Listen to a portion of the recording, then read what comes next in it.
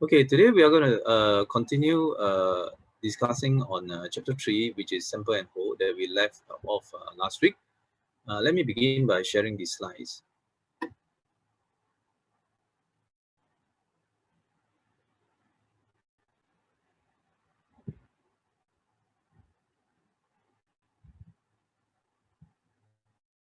Why do we need ADC? Natural signal usually occurs in analog form. But to stored, retrieved and processed information we used PC. Because PC are more consistent and reliable compared to human. Hence we also need digital. Hence, when communicating information and data to PC, we need ADC.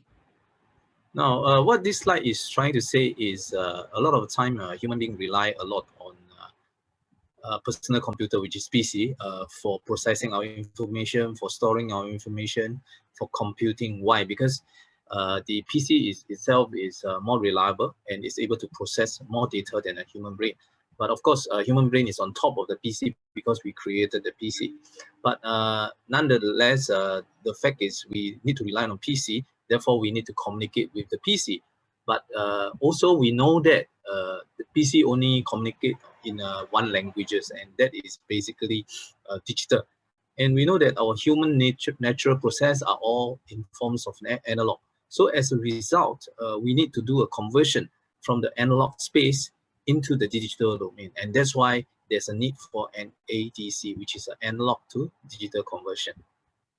To convert the entire continuous analog signal into digital, we need infinite points and it takes up huge memory. Hence, we only discretize and take certain limited samples. Now, if we were to convert the entire analog signal, it is going to be very memory intensive. Why do I say that? Now, if you try to zoom in an analog signal, zoom in, rightfully, if you try to look at the digital screen, you zoom in, you will get dots and space, they is spaced out. But in a real ideal analog signal, no matter how much you zoom in, you still get a continuous straight line. That is what we mean by it has infinite points. So every analog signal has actually infinite points. Now, if you try to convert this analog signal with infinite points into a digital storage, then you are going to use up, let's say there's infinite points, then it will be infinite points times by, let's say each point you represent by 8 bits, then it will be infinite times 8 bit, that means it's 8 times of infinite, which is still infinite. So therefore, it will flood your memory. So as a result, your computer will have full memory. So therefore, we need to really convert this signal to, in order to not to take up so much space. And how do we do that? Basically, what we do is by limiting the number of points to be stored. We don't store every point, because if you store the infinite points, then you're going to flood the memory. So what you do is you sample certain points. And by taking certain sampling point, then you actually lower the requirement of the memory space. And as a result, you still can recover the signal in the later part. And that's what we call, that's the first part of analog to digital conversion, and that is to make an analog signal into a finite samples. Immediately when we take sample on the continuous analog signal, we are time limiting the analog signal for each sample points, using the relationship of frequency equals 1 over time. When we time limit the analog signal, time goes to 0 and frequency goes to infinity. This means that in the frequency spectrum, other than the original spectrum in blue, we generated multiple image spectrums from negative infinity to positive infinity, with each spectrum centering at the sampling rate multiples. Now, this slide is slightly complicated. So what it's trying to say is when you take a sample at each of these points, what happens is it will result in a frequency domain that is continuous. I would further elaborate maybe by doing the whiteboard sharing. So let me stop this sharing and goes to the whiteboard. And let me start to connect the whiteboard with my cursor and mouse before I continue.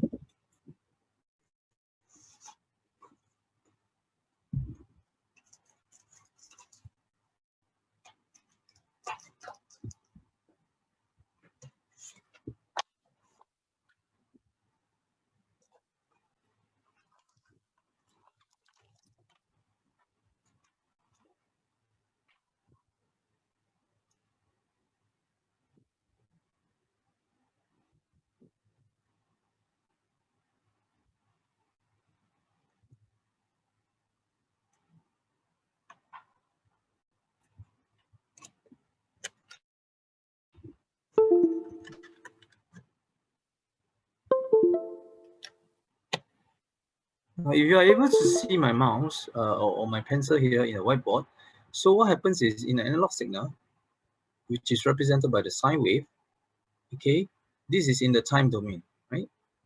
This is in the time domain. Now, if you were to look at it in the time frequency domain,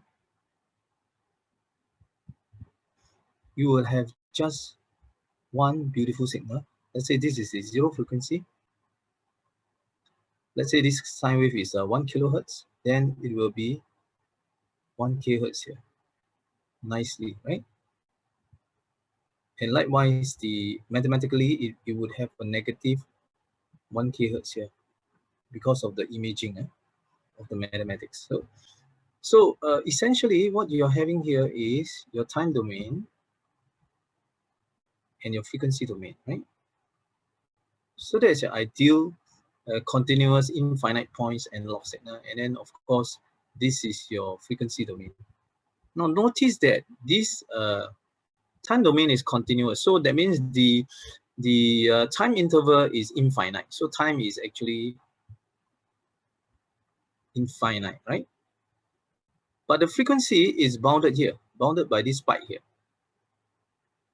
Frequency is limited, right? It's limited.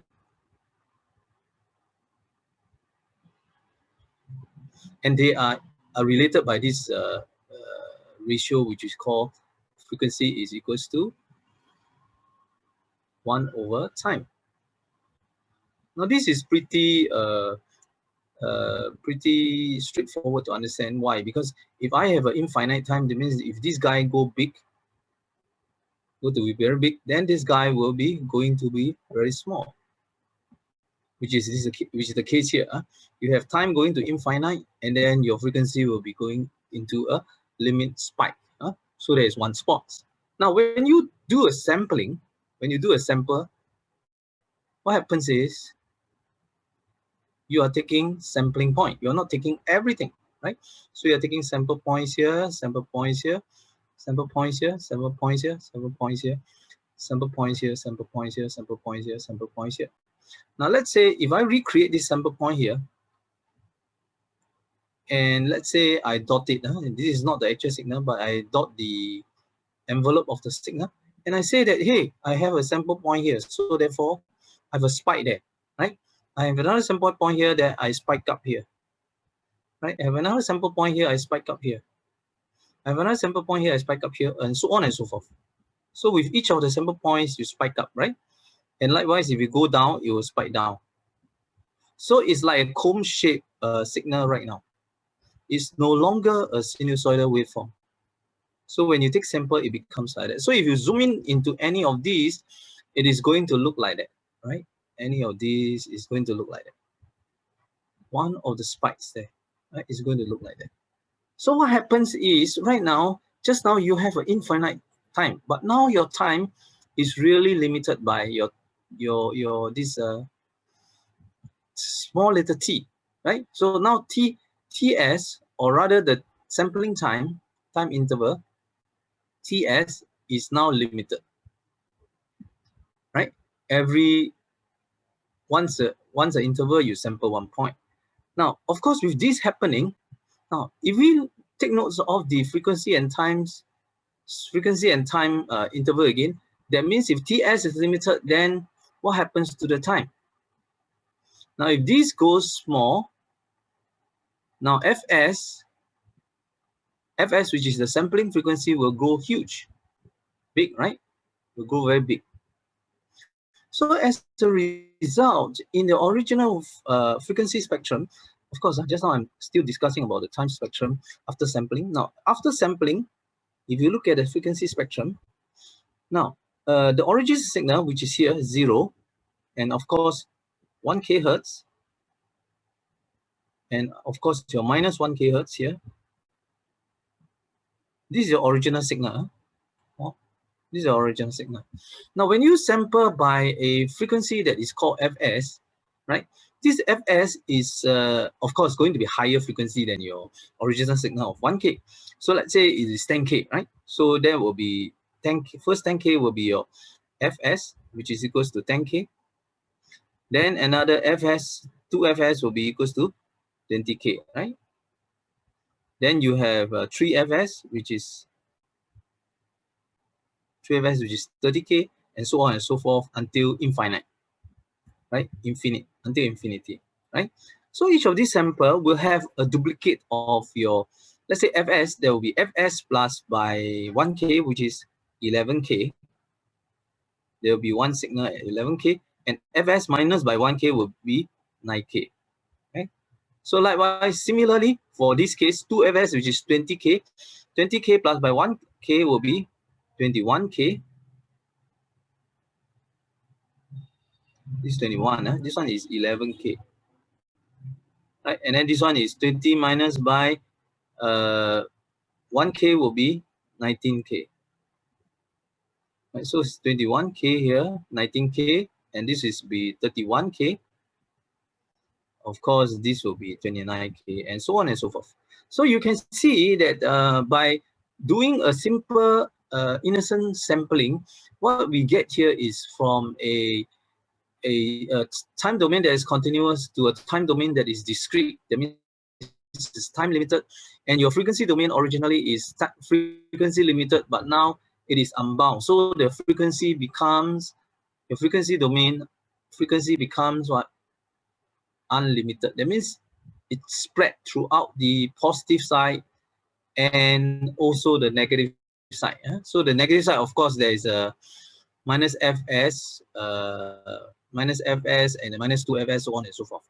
Right? You spread down, right? Minus Fs, minus 2Fs, and so on and so forth. So you will also spread both sides. So that's the effect of actually sampling that we just I just illustrated. Okay. Now let's go back to the slides again and continue. So that's what it's trying to. I mean, oh, before that, let me just make something clear on my whiteboard. Now, you notice that what we used was something like a curve. So you can actually see, if let's say my signal is a range of frequency, so it's looking like a curve. So you have looking like a curve, right? Looking like a curve, looking like a curve, right? So if it's a band of frequency, it will be something like that. Of course, here I have the original signal, which is this original band. And then this is your image. These are all your image, the one that is created by a sampling frequency. These are all images. And these images actually overlap each other and overlap to the original. So this here effect is what we call aliasing. Aliasing has occurred. Okay. Okay, let me move back to the lecture notes. Now, this is what we mean. The original spectrum and your image spectrums all are created because of the sampling, right? At sampling rate is less than 2F max. So if you see, if we try to sample it at a very low frequency, of course, we got the objective of reducing the memory space, right? So you have how many points? 1, 2, 3, 4, 5 points. But of course, if you try to sampling at a low frequency, your memory space is okay. But if you look at in the frequency domain, the image spectrum will overlap with the original spectrum, resulting in aliasing effects. When aliasing occurs, signal in time domain will become distorted. So that's exactly what I have just mentioned before, meaning that if you sample 2 little points, right, your sampling frequency is not fast spaced out because your sampling frequency is not high enough. So therefore, each of your band, your signal band will start to close up relative to each other. So as a result, there is an overlapping. And this overlapping, as I have told you, is called aliasing, whereby the image spectrum overlap with the original spectrum, and that's in the frequency domain. But if you look at the time domain, if you try to recreate the signal by drawing a dotted line to join all the points, you actually get a triangular wave instead of a sine wave. And so this is also what we mean by when aliasing occurs, the signal in the time domain will get distorted. This is the time domain. On the other hand, its sampling rate is much greater than 2f max. There are no more aliasing problem. However, the size of memory required for this sample will be too huge. Hence, this is also undesirable. Now, you may take another stance by putting a sampling frequency quite huge, and so you even though you try to reduce to a non-infinite, but still you are using quite a huge number of points to represent one sine wave, and as a result, if you multiply by the number of bits, you will still get quite a huge memory. So this is also not desirable, right? So therefore, this is not a good way of choosing the number of samples. Shannon Nyquist recommended that f sampling should be equal or greater than 2f max in order for the signal to be recoverable without distortion. Of course, there is this guy that is called Shannon Nyquist, that he came out with a theorem and says that as long as you know your frequency band of your original signal, right? So you got low frequency and high frequency, and you take the maximum frequency of that band and you multiply by 2. And if you can sample at a rate that is greater than this 2-time maximum frequency, then we call this the signal should be recoverable without distortion. So this is the rule of thumb that he has set. So what happens is, let's say right now we sample close to Nyquist rate or better than Nyquist rate, then you will get a signal that looks something like that, which is dotted, right? So this will be comfortably able to recover if you try to connect the dots. And likewise, I think in the frequency domain, there's no overlapping. This also means that the original and image spectrum in the frequency domain are well spaced out. The spacing between the bands are called transition band. So as the audio rightly said, there is a transition band. So when your sampling frequency is spaced out nicely, what happens is there is a transition between each band. So there is a transition band. So this band itself it guard away from the aliasing from happening, right? And at the same time, you also have less frequency memory space used because you actually sampled quite scarcely, not so much as in the previous speech. After sampling, what is left is the spiky signal of each samples. To convert each of the sampled signal into digital signal, we need to hold it for an interval time while the conversion takes place. As I mentioned before, just now, each of these points will be something like a pulse going up and then go down again. But this is not really good for conversion because the conversion circuit is still an electronic circuit. It needs to have certain time for conversion. So therefore, between this sample and next sample will be the time required for the converter to convert this analog level into a digital level. And therefore, we need, rather than just a sample, we need a sample and hold. So the next action will be to hold this analog value in a fixed level so that the converter will have enough time to convert it into the digital equivalent. The green color staircase-like signal will be how a hold signal looks like. So once you pass through the whole circuitry, it will basically hold up your value. So now, instead of a spiky signal, right now you will get a staircase signal, which is the green color signal of the outcome of the sample and hold. Okay, so next step, we will see the following. Next, we need to convert the value of each of the staircase into the digital quantity.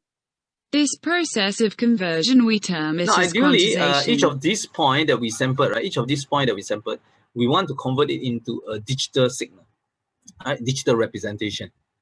But of course, we don't know how to convert it or what is the value. But then the action of the conversion itself is by giving this level a digital quantity or identity, right? Digital quantity. So if you give it a digital quantity value, meaning that you are doing a quantization, and that's how the name quantization come about, right? So next we will see how we actually move it from this staircase whole signal into the actual digital quantity.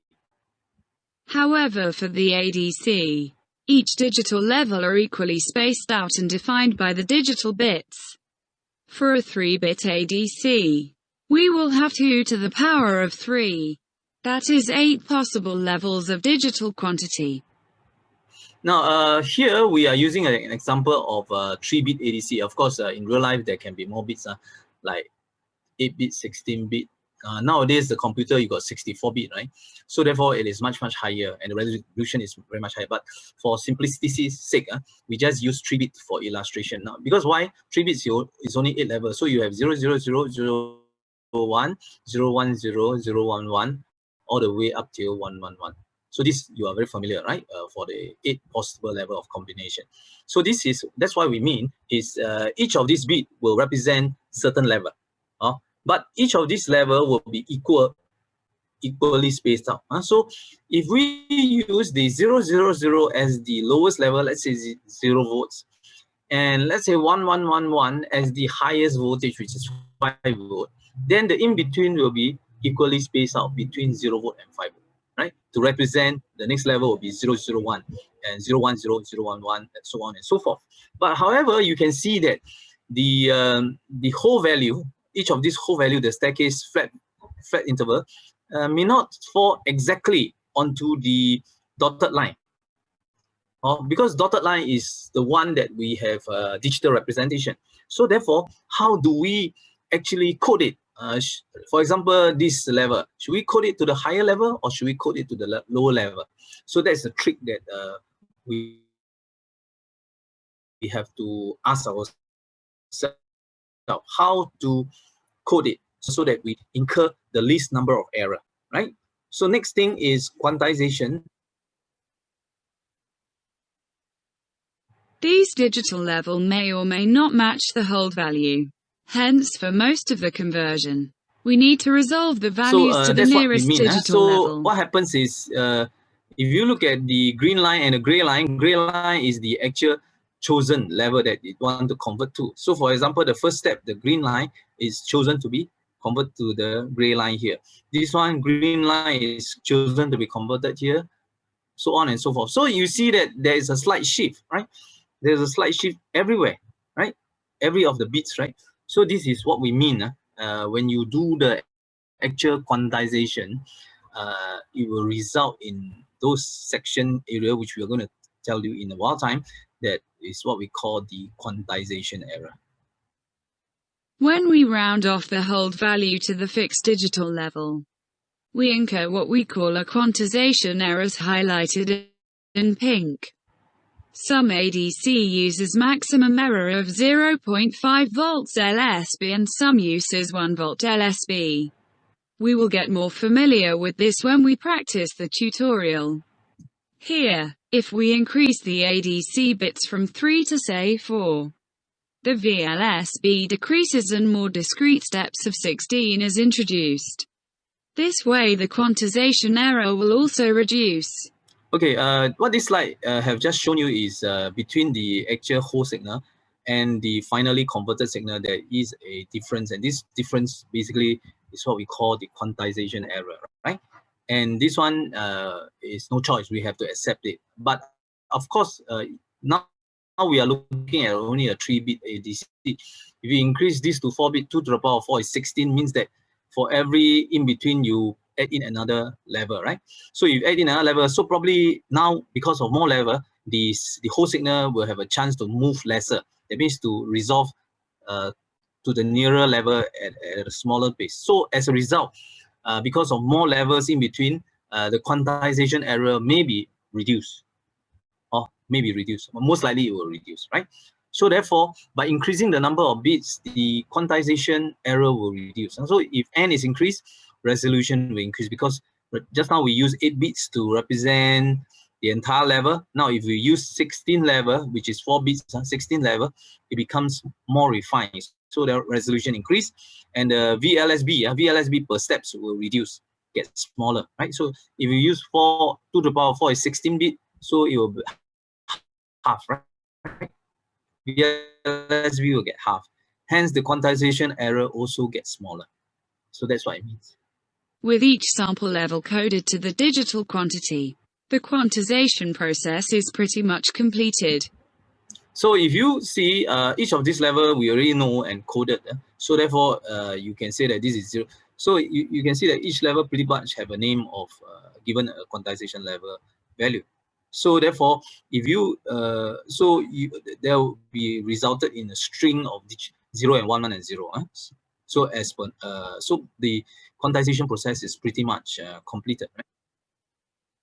The digital output will be the serial of each of the 3-bit code in serial. So what it means is that the digital code finally will be taking this guy and move down, taking this guy move down, and taking this guy move down. So they put them all in series, right? So this will be your digital codes of your signal. But of course, to the computer, how would they know to read every 3 bits? Of course, there might be some header information to tell that, hey, this is the coming next few bit is your ADC signal, and each of the ADC signal is 3 bits. So they chop up. They will chop up. Sorry, they will chop up each of these points, and then basically code it, right? Code it into the respective signal. So that's how it's being stored. So digitally, you can see that even with not that much of points, you get such a large string. So imagine you have 64-bit representing one level. So each of these will be, and then of course, if you have a lot of dots, a lot of points, then generally your memory will be very huge, right? So that's what we mean. Please go through the e-tutorial 5. This week we are going to go through tutorial 2, which is named as e-tutorial 5, because the online tutorial we only discuss a few questions of that tutorial per week, so we call it e-tutorial 5. Now, e-tutorial 5, we will be going through question 6, question 2, and question 3, basically, right? So, okay, I will stop this first. Let me go to the tutorial question. Now, where is the tutorial question? Give me a while. Now, the first question that we are going to discuss is question 6, which is the quantization error and sampling, right? So let's look at it. Let me share the.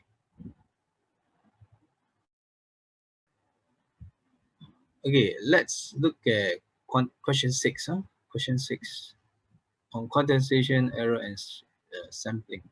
So maybe I reduce the size a little bit so that you can see the entire question, including part B and C. So you can see that for this question, they ask you to write down the decimal value of all the sample in digital signal, right? So which is xn, shown in the graph below. So you can see that the first part, they ask you to use a half VLSB. Just now in the lecture notes, we mentioned that there's a half VLSB and there's a full VLSB. So so this tutorial question we are trying to illustrate if you use a half VLSB versus if you use a full VLSB, what will be the result? So now let's look at the case of half VLSB. So okay, let's standardize one point. So moving from one level to another level, we call it one LSB. Okay, so this is one LSB, or jumping each level is called one LSB. Now, so if half VLSB will be in between, that means a halfway between these. So therefore, halfway between this side also. So in terms of votes, it is on this scale here. In terms of the digital bits, it's on this scale here. So they are looking at the same thing. So now let's say if this is the sample point, the first point, using half VLSB. Now the rule of thumb of half VLSB is it will resolve the level to the nearest level, whether it's going up or going down. So for this case, we can see that the first point, the nearest level will be 001, which means that it is 1, right? Now the second one, again, is going to resolve to 001. So as a result, you can see it is 1 again, right? Now the third one, it will resolve to 010, which is 2, right? So that is the third one. It will resolve to 2. Now the fourth one, it would resolve up because it's nearer to 011, so which is 3. Oh, so you get 3 here. And this guy will again be resolved to 3. So you get 3 again. And the next one will be resolved to 100, which is 4, right? 4. Now, how about the other one? The next one will be resolved to 5 because the nearest one is 5. So you have 5, and then 5 again. Then, of course, this guy will be going to 6 because it's nearer to 6, right? So it's 6. Now, how about this guy? This guy is nearer to 111, which is 7. And this guy back to 6, right? So that's what it means. After you look through this whole thing, by using a half VLSB, you will get 1, 1, 2, 3, 3, 4, 5, 5, 6, 7, 6. Now, however, for a full one VLSB quantization, the mechanism is slightly different. Now, for one VLSB quantization, the mechanism is always resolving it down in the nearest lower level. So therefore, for this case, if I were to use a full VLSB, it will always resolve down. So this is again same, is 1 for using the full VLSB. This is again 1, right? Because it always resolves down. Now this is again, of course, it's nearer to the second one, is again 2. So so far it is similar to the half VLSB. But the third one, if you are using this fourth point, if you are using the half VLSB, you resolve up. But now for the full VLSB, we know that as long as you haven't reached, you will resolve down, right? So you'll go back down. So you can see that now it's resolving back to 2 instead of 3, right? And then of course this guy will be 3, and this guy will be 4, right? 3, 4. So 3, 4 is the same. Then 5, 5.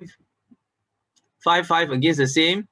This guy will be 6 against the same. But this guy, instead of 7, it will resolve down. So there's another difference here, right? Instead of 7, it goes down. Then of course, this guy, instead of 6, it will resolve down. So as you can see, the difference between half VLSB is and VLSB, full VLSB is half VLSB can resolve up or down by half VLSB so long as it is nearer to either the top or bottom, respectively.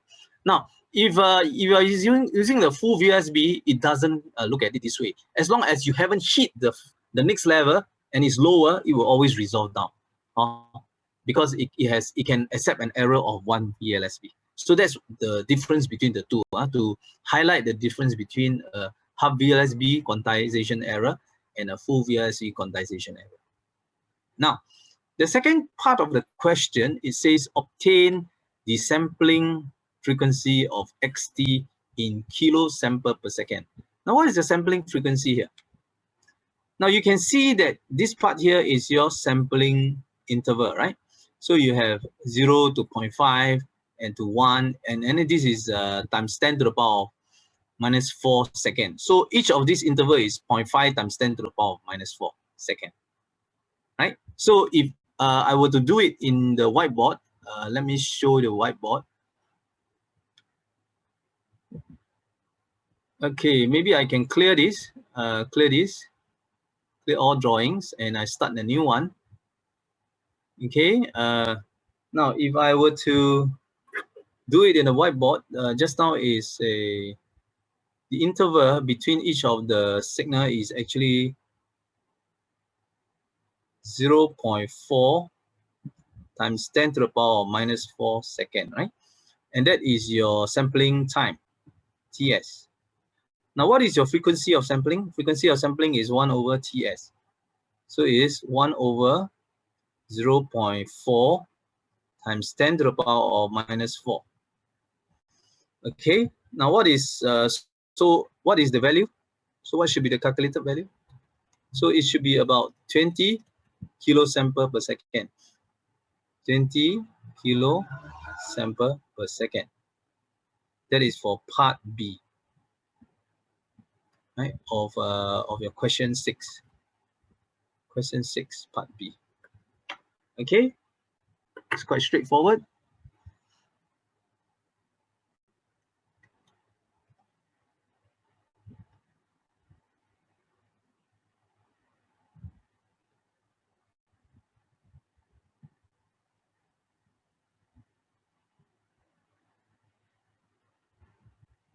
Now let me move back to the previous page and continue with the question.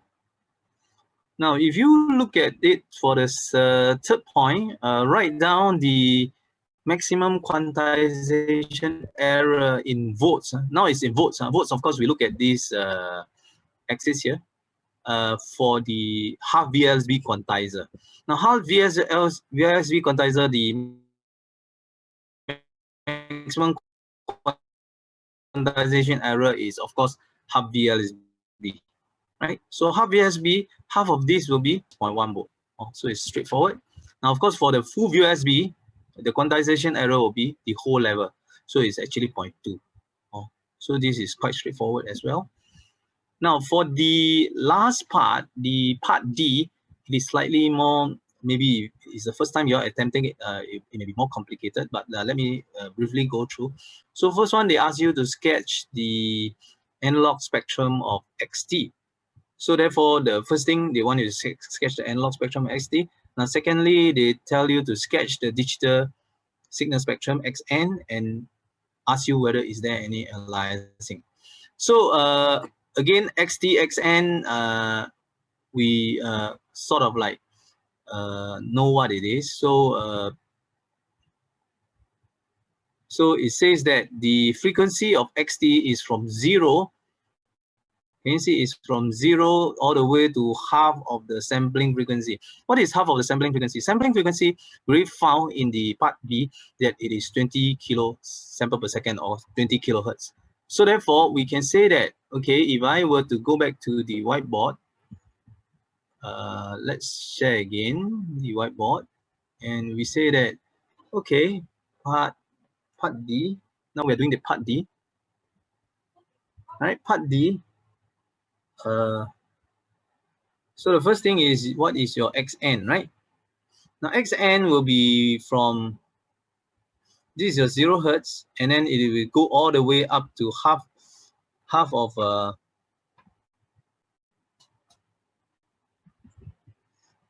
the sampling frequency, which is 10K.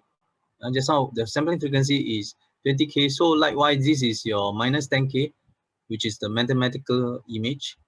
So this is your X. What is the symbol that they use? The signal for XT, right? So this is in frequency domain. There's a frequency spectrum for XT. Now, of course, this is D part 1. That's the sketch for D part 1. Now, for the sketch for D part 2, remember after you digitize it, right? Digitize it.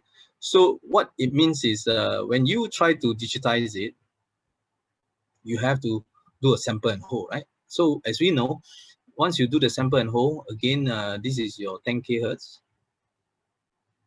10K minus 10K. And this is your XT, but in XN, you have to put in your sampling frequency. So this sampling frequency is 20K, right? So again, 20K.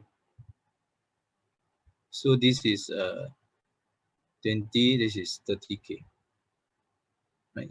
So then you have F2FS, which is 20K, 40K, right? So you have 50K here, so on and so forth. So this is your basically your XN when you convert it into digital equivalent, right? And then, of course, they ask you, the last question is any aliasing. Now, aliasing really, you look at the original spectrum, this is original, right? And these are all the image spectrum. Look at this signal, is there any overlap? So basically, they just nice touch the 10K. There is no overlapping. So no overlapping means what? No overlapping, no overlapping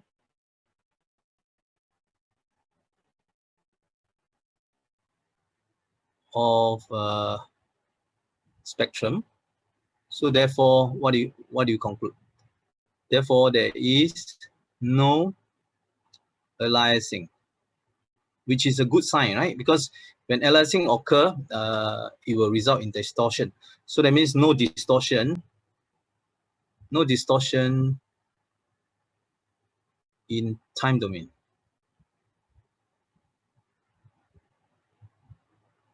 Oh, so that is for part D. And basically with that part D, I think, did we already completed? Let me check. Did we already completed? Yes, we already completed question 6, right? Now, the next question that we are going to discuss will be question 2 on sampling and Nyquist theorem, right? Question 2. Let's look at question 2 now. Now, question 2 is says this way. As you all can see,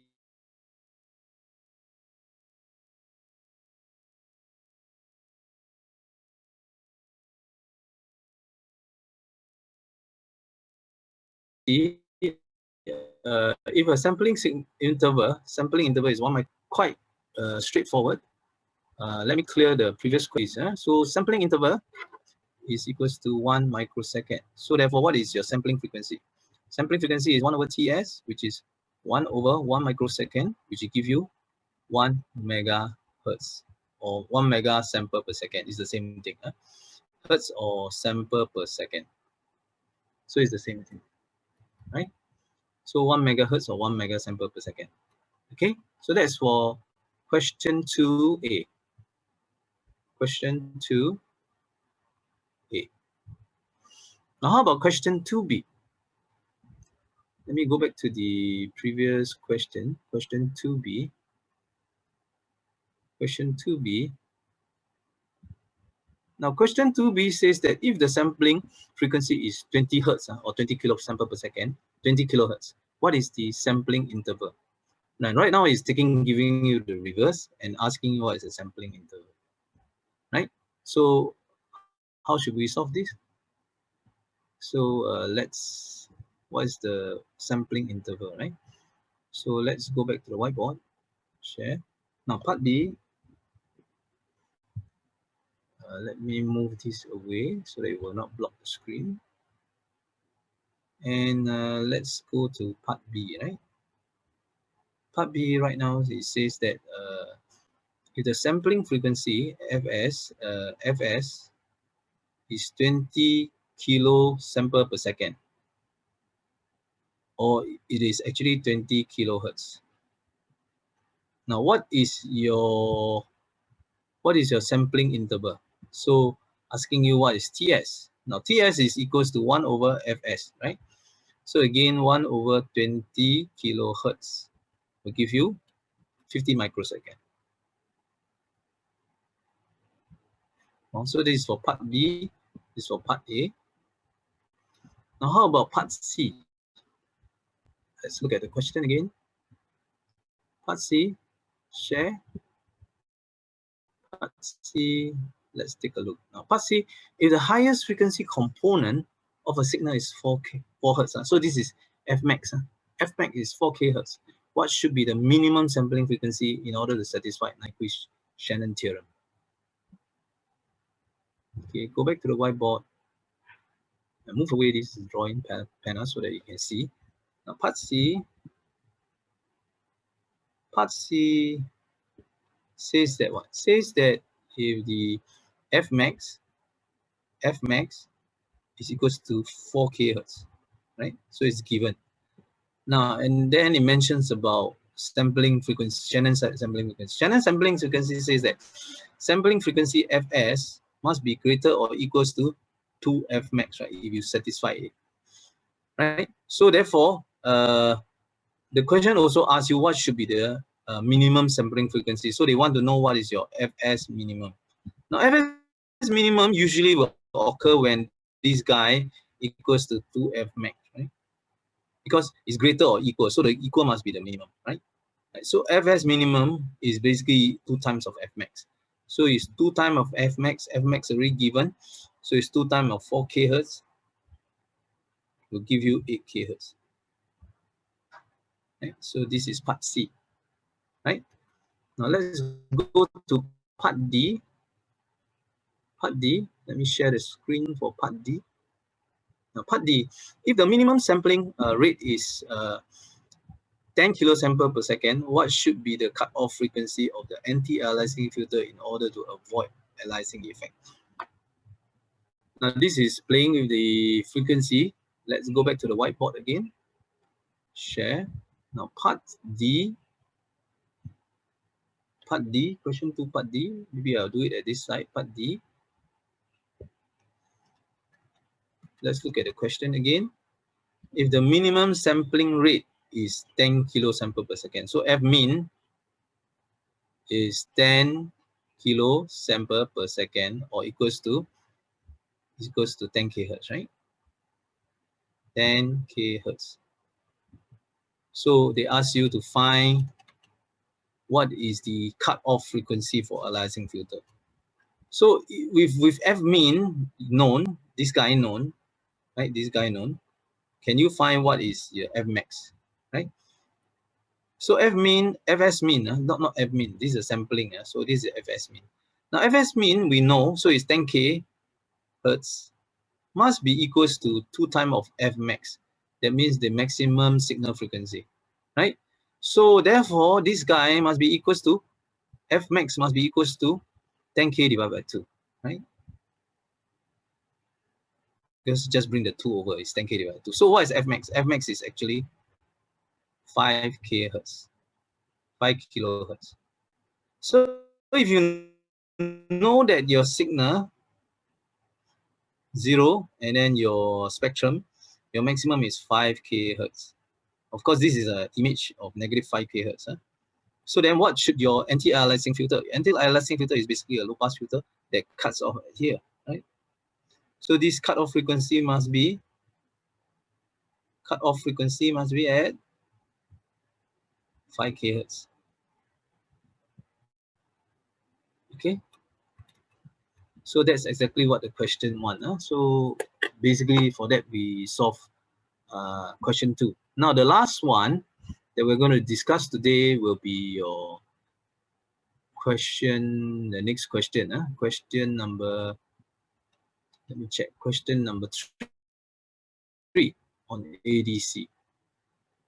Now question number 3 is quite straightforward.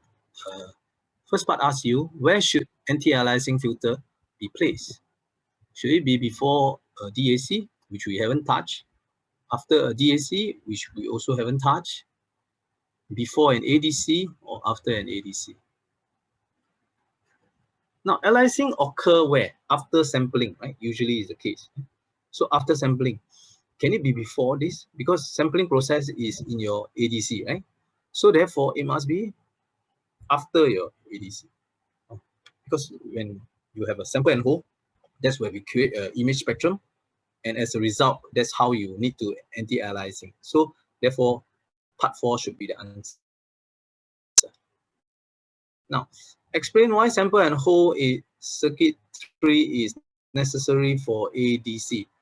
Now, sample and hold. Okay, let's take a look at the question whiteboard again.